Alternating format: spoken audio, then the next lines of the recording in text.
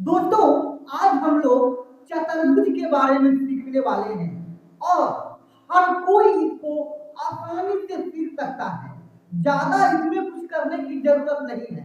अगर आप इस वीडियो को एक बार देख लेते हैं तो फिर आपको चतुर्भुज पूरा समझ में आ जाएगा। अगर आप सिर्फ एक बार इस वीडियो को देख लेते हैं तो फिर आपको पूरा का पूरा चतुर्भुज समझ में आने वाला है। ठीक है, तो आप लोग अंत तक बने रहिए और चतुर्भुज का पूरा इतिहास भूगोल आप लोग सीख लीजिएगा। ठीक है, तो आइए सबसे पहले जानते हैं कि चतुर्भुज कितने प्रकार का होता है। ठीक है, चतुर्भुज। ठीक है, चतुर्भुज का मतलब होता है चार भुजा वाला। ठीक है, चार भुजा वाला अगर कोई खेत है, ठीक है, तो उसको चतुर्भुज खेत कहेंगे। ठीक है, अब देख लेते हैं कि चतुर्भुज में कितने प्रकार होता है। सबसे पहले समचतुर्भुज।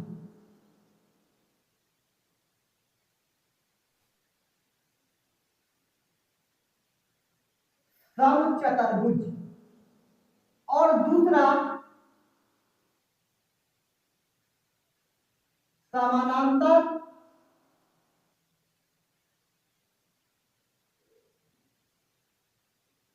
चतुर्भुज और तीसरा तीसरा समलंब चतुर्भुज।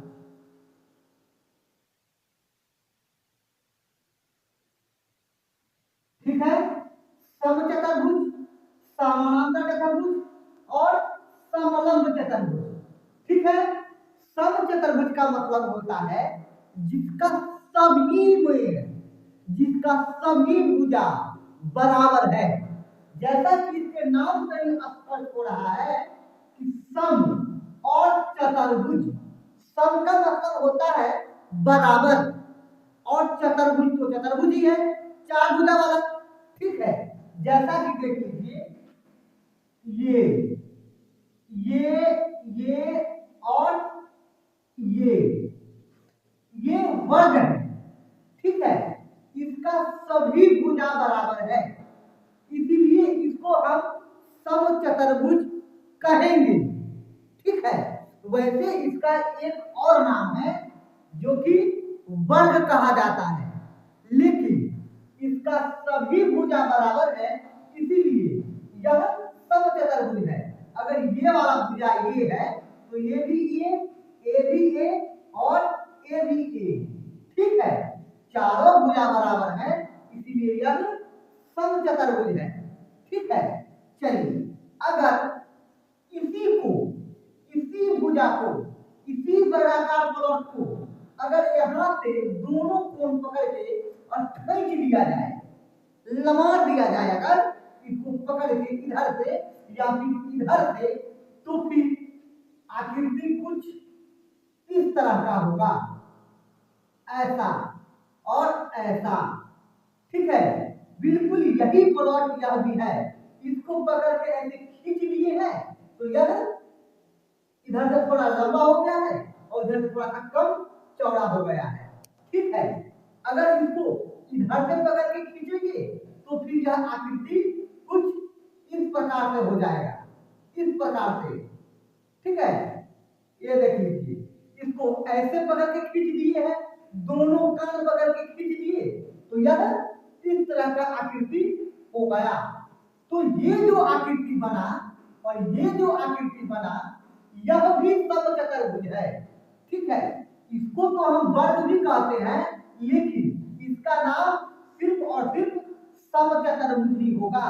ठीक है, ये वर्गाकार प्लॉट है, इसको हम समचतुर्भुज कहेंगे, लेकिन ये दोनों जो प्लॉट है, ये दोनों को हम वर्गाकार प्लॉट नहीं कहेंगे। ठीक है, चलिए ये तो आप लोगों ने देखा। और ये जो वर्गाकार प्लॉट है, इसका सभी कोण 90-90 डिग्री का होगा। जो वर्गाकार प्लॉट होगा उसका सभी कोण 90-90 डिग्री का होगा। और दूसरी बात यह कि वर्गाकार प्लॉट या फिर चार भुजाओं वाला जितना भी प्लॉट है, जितना भी प्लॉट, चाहे वो समचतुर्भुज हो, समांतर चतुर्भुज हो, समलंब चतुर्भुज हो, ठीक है, सभी के चारों कोणों का योग 360 डिग्री, 360 डिग्री होता है, ठीक है। किसी भी प्रकार का चतुर्भुज है, सभी चतुर्भुज का चारों कोणों का योग 360 डिग्री होता है। ये बात आप जान लीजिए, ये चीज मैं अलग से कहीं नहीं बताने वाला हूं, ठीक है, क्योंकि यह चीज हर जगह लागू होगा, सभी चतुर्भुज में लागू होगा। अच्छा, ये जो देख रहे हैं आप, इस प्रकार का समचतुर्भुज यहां भी ये लगेगा, लेकिन यहां जो हमने देखा, जो ये जो समचतुर्भुज है, जो कि हम वर्ग भी कहते हैं, यहाँ 90 डिग्री का कोण बना, सभी कोण 90-90 डिग्री का, तो 90-90-90 और 90, जब सभी को जोड़ देंगे तो वह 360 ही होगा, ठीक है। चलिए अब इसको देख लीजिए, जब यह इधर से इसको लमार दिए हैं, तो ऐसा नहीं है कि इसके सभी कोणों का योग 360 नहीं होगा, इसका भी 360 नहीं होगा, ये बात आप जान लीजिए। चलिए, लेकिन आप जो यहाँ ये कहेंगे, ये कोण, ये कोण, ये कोण और ये कोण, सभी कोण अगर 90 डिग्री का है तो ऐसा नहीं है, ठीक है। इसमें सभी कोण 90 डिग्री का नहीं होगा, 90 डिग्री का सिर्फ इसमें होगा, ठीक है, लेकिन इसमें और इसमें सभी कोण 90 डिग्री का नहीं होगा। लेकिन एक बात जान लीजिए, कोण ए, कोण बी, कोण सी और कोण डी, ठीक है, जब हम देखेंगे इसमें कि ये कोण और ये कोण कितना है, अगर हमको एक कोण पता है, अगर हमको कोई एक कोण पता है, चलिए मान लेते हैं कि ये कोण, ये वाला 60 डिग्री है, तो ये वाला कोण 120 डिग्री होगा, 120 डिग्री होगा, क्योंकि क्योंकि दो लगातार कोण का, क्योंकि दो लगातार कोण का जो योग होता है वह 180 डिग्री होता है, दो लगातार कोण का जो योग होता है वह 180 डिग्री होता है। अगर यह 120 डिग्री है, यह वाला ये 120 डिग्री, ठीक है। अगर 180 में से 120 कम कर देंगे तो यह भी हो जाएगा 60 डिग्री, ठीक है। और यहां देख लीजिए, अगर 180 में से 60 कम कर देंगे तो यह वाला भी हो जाएगा 120, मतलब लगातार दो कोण का योग जो होगा 180 डिग्री होगा।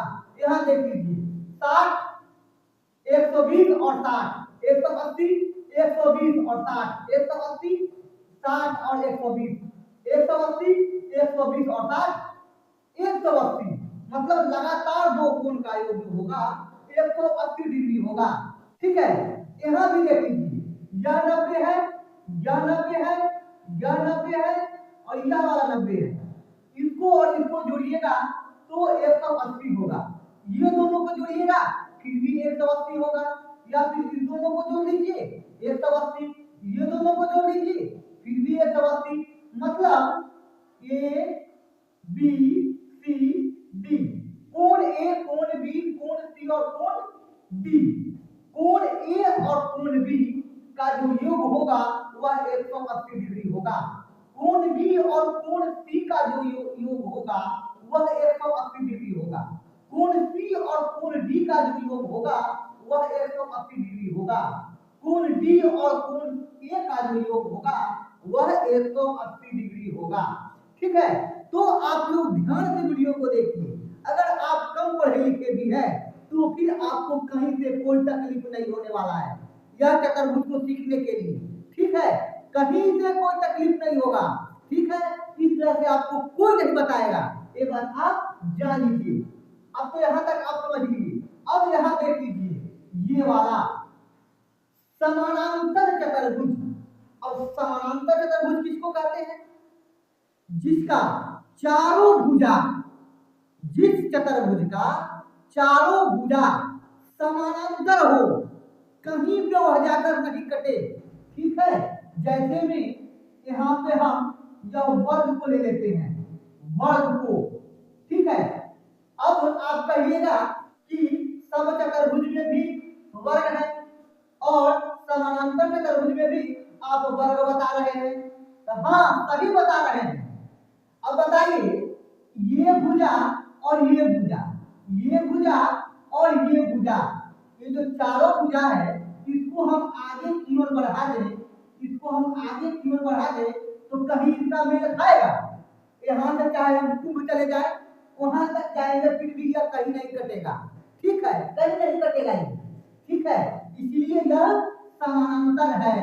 ठीक है, अगर इसको भी लेकर चले जाए हम पर्यावरण तो ये भी नहीं कहीं मिलने वाला है। ठीक है, एकदम जितना दूरी यहाँ से यहाँ तक है उतनी ही दूरी यहाँ से यहाँ तक और उतनी ही दूरी यहाँ से यहाँ तक, या फिर इसको हम कहीं भी लेके चले जाए, दिल्ली मद्रास कहीं भी, कलकत्ता बंगाल कहीं भी चले जाइएगा तो इतना ही दूरी मिलेगा आपको। ठीक है, यहाँ भी आप कहीं भी चले जाइए कहीं नहीं मिलने वाला है, कहीं नहीं कटेगा ये। ठीक है, चलिए आपको इसको देख लीजिए, ये जो वर्ग है यह समानांतर चतुर्भुज है। ठीक है, और ये जो है समचतुर्भुज भी है। अब आइए आयत को देख लेते हैं, ये देख लीजिए, यह आयत है। ठीक है, जिसका सभी भुजा समानांतर है, इसको भी कहीं भी लेके चले जाएंगे हम। ठीक है, इसको भी कहीं भी लेके चले जा सकते हैं। ठीक है, इसको भी कितना लंबा क्यों न खींच दिया जाए, ये कहीं भी नहीं कटने वाला है। ठीक है, ये कहीं नहीं कटेगा, इसलिए यह भी समानांतर है। ठीक है, अब चलिए, अब ये जो कान को करके खींचे हैं इसको भी देख लीजिए, ये ऐसे, ये ऐसे, ऐसे और ऐसे कान पकड़ के खींच दिए तो ये वाला प्लॉट ऐसा बन गया। लेकिन ऐसा नहीं है कि यह समानांतर चतुर्भुज नहीं है। ठीक है, यह भी समानांतर चतुर्भुज है। आपको कहना पड़ेगा कि यह भी समानांतर चतुर्भुज है, क्योंकि इसको भी देख लीजिए, इसको भी कहीं भी आप लेके चल जाइए, ये कटने वाला नीचे नहीं है। ठीक है, ये नहीं कटेगा, यह समानांतर चतुर्भुज है। अब इसको भी देख लीजिए, आयत को भी अगर कान पकड़ के खींच दें तो इस तरह का बन जाएगा, वह इस तरह का बनेगा। ये देख लीजिए, ऐसे और ऐसे। ठीक है, ये थोड़ा गड़बड़ा गया है ना, चलिए इसको थोड़ा सा और बढ़ाकर, इसको थोड़ा सा और करके, और ऐसे, ये ऐसे, ऐसे और ऐसे, इस प्रकार का बन जाएगा यह। ठीक है, लेकिन इसको भी अगर सीधे लेके जाइए आप तो यह कहीं नहीं कटने वाला है, यह भी नहीं कटेगा। ठीक है, इसीलिए भी यह समानांतर चतुर्भुज के कैटेगरी में आता है।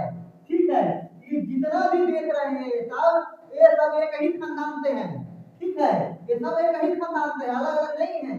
ठीक है, चलिए, और ये जो देख रहे हैं आयताकार प्लॉटे वाला, ये यहाँ पे 90 डिग्री का कोण बनता है, यहाँ भी 90 डिग्री का कोण बनेगा, यहाँ भी 90 डिग्री का कोण और यहाँ भी 90 डिग्री का कोण। ठीक है, और ये तो आप जानते ही हैं, यहाँ पे आपको बताया हूँ और इसके बारे में भी बताया हूँ। ठीक है, ये जो हर जगह है, ये जो है ये वर्गाकार प्लॉट, ये आपको हर जगह मिल जाएगा, इसमें भी है, इसमें भी है। हाँ, ये जो है आयताकार प्लॉट, ये समानांतर चतुर्भुज को जो कहते हैं हम, वो ये दोनों प्लॉट आपको समचतुर्भुज में नहीं आएगा, ये दोनों प्लॉट समचतुर्भुज में नहीं आएगा। ठीक है, लेकिन ये और ये जो है वो इधर भी है और इधर भी है। ठीक है, ये हर जगह उपलब्ध है। ये चलिए, चलिए कहने का मतलब ये और ये सिर्फ समानांतर में है, और ये जो देख रहे हैं ये दोनों वाला, यह समचतुर्भुज में भी है और समानांतर चतुर्भुज में भी है, दोनों तरफ से है यह। ठीक है, चलिए, यहाँ पे यह 90 डिग्री का कोण नहीं बनाता है, सिर्फ ये वाला बनाता है, जो आयत है जिसको सिर्फ सीधा सीधा लाइन खींचा गया है, वो सिर्फ 90 डिग्री का कोण बनाएगा। बाकी ये सब जो है ये सब 90 डिग्री का कोण नहीं बनाएगा। हाँ, इस सभी कोण का योग 360 डिग्री होगा, इसका भी, इसका भी, इसका भी, इसका भी, सबका। ठीक है, चलिए अब समलंब चतुर्भुज की हम बात कर लेते हैं। यहाँ पे समानांतर नहीं कह रहा है, यहाँ पे समलंब। ठीक है, जिसका दो भुजा, जिस चतुर्भुज का दो भुजा समानांतर हो, सिर्फ दो भुजा। यहाँ पे तो कौन समानांतर देख रहे हैं क्या? ठीक है, इसमें सभी समानांतर है, लेकिन इसमें जो है सिर्फ दो भुजा समानांतर है, और दो भुजा का कोई अता पता नहीं कहां चला जाएगा। ठीक है, आइए देख लेते हैं। ये और ये भुजा, ये दोनों भुजा समानांतर है। ठीक है, ये चाहे कहीं भी चला जाए, कहीं भी चला जाए, ये कटने वाला वैसे नहीं है। ठीक है, ये दोनों जो है, ये दोनों भुजा कटने वाला वैसे नहीं है, लेकिन ये भुजा और ये वाला भुजा, ये दोनों धोखा दे दिया। ये दोनों वाला जो भुजा है वह धोखा दे दिया। ठीक है, ये जो है इसको अगर ऊपर की ओर ले जाएंगे ऐसे, इसको सीधा से खींचेंगे तो यहाँ पे कट गया। जब कट गया तो ये दोनों कैटेगरी में नहीं आएगा। ठीक है, यह समलंब के आकार का चतुर्भुज हो जाएगा। यह भटकवा ये जो है ये दोनों से मेल नहीं खा रहा है, ये अकेले है यहाँ। ठीक है, लेकिन ये दोनों आपस में मेल खा रहा है, लेकिन यह अलग ही इसका दुनिया है। ठीक है, ये जो है ऊपर लाइन कट जा रहा है, लेकिन दो भुजा जो है, इसका दो भुजा ऊपर जैसे कि है वो है समानांतर, लेकिन दो भुजा है वह धोखा दे रहा है। ठीक है, इसीलिए इसको अलग रख दिया गया है, समलंब चतुर्भुज को कहा जाता है। ठीक है, तो हमको लगता है कि आप इसको जान रहे हैं, समझ गए, इसमें आपको कहीं से कोई दिक्कत नहीं होने वाला है। एक बात और, ये जो देख रहे हैं ये वाला और ये वाला, अगर इसका क्षेत्रफल निकालना है, तो इस सभी पर अगर एक सूत्र भी अगर लगा दें, वह कौन सा सूत्र है? वैसे सबका अलग अलग सूत्र है, लेकिन मैं एक ऐसा सूत्र दे रहा हूं जिससे सभी का क्षेत्रफल निकल जाएगा। अब वह कौन सा सूत्र है देख लीजिए। क्षेत्रफल बराबर आधार और गुणा ऊंचाई, आधार और गुणा ऊंचाई। ठीक है, अब मान लीजिए ये नीचे वाले को आधार लेंगे, इस वाले को लौट जो कि वर्गाकार है, तो इसको हम लंब मान लेंगे या फिर इसको लंब मान लेंगे। ठीक है, अगर ये भुजा अगर मान लेते 4 मीटर है तो आधार 4 और गुना ये जो लंब है ऊंचाई है ये भी 4, तो यह कितना हो जाएगा 16। ठीक है, 16 हो जाएगा। और अगर वर्ग मीटर में है तो वर्ग मीटर, वर्ग फीट में है तो वर्ग फीट। और इसका एक और फार्मूला है, ये जो वर्गाकार फलक है इसका क्षेत्रफल निकालने का एक और फार्मूला है, वो क्या है? भुजा स्क्वायर। भुजा स्क्वायर मतलब जो ये वाला भुजा होगा वही भुजा ये वाला होगा, सभी भुजा तो बराबर है कि नहीं, इसीलिए भुजा स्क्वायर होता है। मतलब भुजा गुने भुजा, तो भुजा कितना है 4 और गुने 4, यह भी हो जाएगा 16। यहाँ देखिए ये भी 16 आया और ये वाला भी 16 आ गया। ठीक है, तो अगर हम आधार गुने ऊंचाई लगा देते हैं फॉर्मूला, तो इसमें सबका क्षेत्रफल आसानी से निकल जाएगा। ठीक है, मतलब ये वाला और ये वाला समचतुर्भुज और समानांतर चतुर्भुज में ये वाला फॉर्मूला आप अप्लाई कीजिए, कोई सा भी आपको क्षेत्रफल निकल कर आ जाएगा। आइए अब इसका बात कर लेते हैं। ये जो है समलंब के आकार का जो कि अलग ही आ रहा है हमसे, तो इसका क्षेत्रफल कैसे निकलेगा वह देख लीजिए। चलिए ये भुजा और ये भुजा यह देख रहे हैं कि समानांतर है। ठीक है, तो इसका जो फॉर्मूला होगा वह होगा दोनों समानांतर भुजाओं का योग बटा 2। दोनों समानांतर भुजा कौन कौन है? ये और ये समानांतर भुजाओं का योग बटा 2 और गुना लंब। ठीक है, ये फॉर्मूला यहां लागू होगा। ये भुजा और ये भुजा, दोनों भुजाओं को जोड़कर और 2 से भाग कर देंगे और जो आएगा उससे लंब यहां रख लीजिए। यह लंब है, ये तो सोचिए कि ये वाला लंब है, ये वाला इसका लंब है, ऐसा नहीं होता है। ठीक है, लंब जो भी होगा एकदम इस भुजा से 90 डिग्री का कोण बनाएगा, एकदम सीधा, थोड़ा भी टेढ़ा मेढ़ा नहीं चलेगा यहाँ पे। ठीक है, नहीं तो क्षेत्रफल गलती आ जाएगा। तो एकदम आप यहाँ से कहीं भी मापी कर लीजिए, यहाँ मापी कर लीजिए, यहाँ मापी कर लीजिए, यहाँ मापी कर लीजिए, लेकिन सीधा एकदम 90 डिग्री का कोण यहाँ पे बनना चाहिए, एकदम 90 डिग्री का। ठीक है, तब जाके इसको लंब कहेंगे।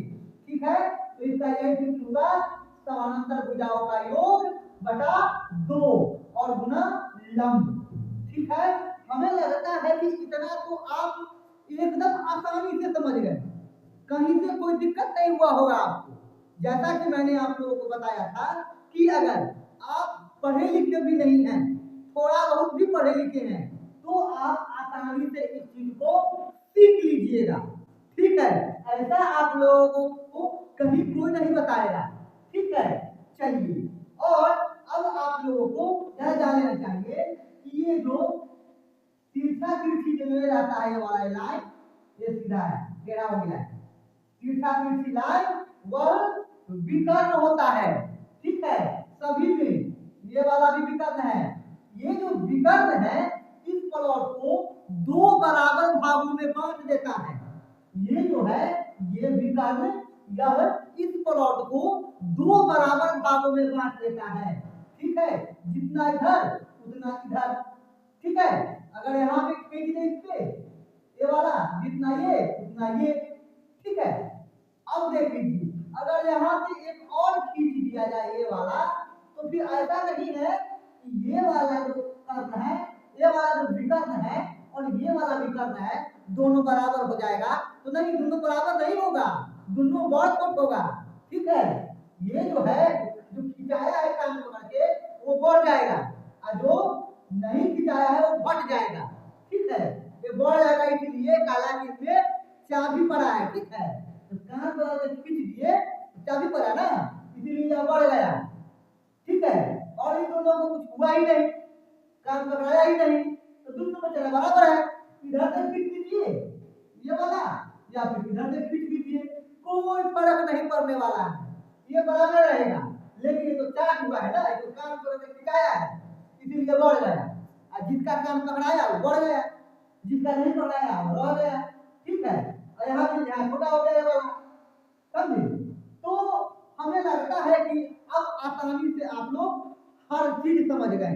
ठीक है, अगर आप लोगों को भुजा पता नहीं है, ये अगर भुजा पता नहीं है लेकिन विकर्ण पता है आप लोगों को, अगर आप लोगों को विकर्ण पता है कि विकर्ण कितना है, तब भी आप आसानी से क्षेत्रफल निकाल सकते हैं। अगर ये विकर्ण और ये विकर्ण पता है, चलिए मान लेते हैं यहाँ से यहाँ तक वाला ये विकर्ण और यहाँ से यहाँ तक वाला ये विकर्ण बड़ा विकर्ण है, मान लीजिए 10 मीटर, 10 मीटर, और छोटा विकर्ण है 8 मीटर। ठीक है, तो इसका क्षेत्रफल कैसे निकलेगा? तो आइए देख लीजिए, 1/2 गुने दोनों विकर्णों का गुणनफल। गुणनफल, ठीक है, 1/2 गुने दोनों विकर्णों का गुणनफल। देख लीजिए कैसे होगा, 1/2 गुने दोनों विकर्णों का, मतलब 10 गुने 8, 10 गुने 8, या फिर 8 गुने 10, दोनों में से कुछ को लिख सकते हैं। ठीक है। अब इसका क्या देख लीजिए 4 वाले, ठीक है।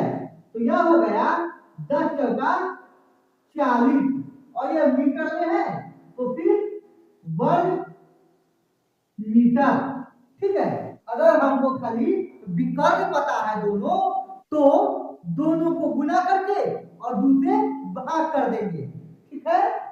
चलिए ये कोना कोनी क्या होता है विकर्ण होता है, ई कोना से ई कोना और ई कोना से ई कोना। यहां भी देख लीजिए ई कोना से ई कोना, ई कोना से ई कोना, ये सब विकर्ण है, ये भी विकर्ण है, ये भी इधर खींच देंगे तो ये भी विकर्ण हो जाएगा, ठीक है। मतलब एक जो विकर्ण होता है एक चतुर्भुज को दो बराबर भागों में बांटता है, ठीक है, दो बराबर भागों में बांटता है। चलिए हमें लगता है कि आपने इन चीजों को आसानी से सीख लिया। अब इसमें आप लोगों को कहीं से कोई दिक्कत नहीं होने वाला है। अगर वीडियो आप लोगों को पसंद आया तो वीडियो को लाइक कर दीजिए, अगर चैनल पे नए हैं तो चैनल को सब्सक्राइब कर लीजिए और बेल आइकन दबा लीजिए ताकि मेरा आने वाला हर वीडियो का नोटिफिकेशन आपको मिलता रहे, ठीक है। तो फिर मिलते हैं अगले वीडियो में, तब तक के लिए धन्यवाद।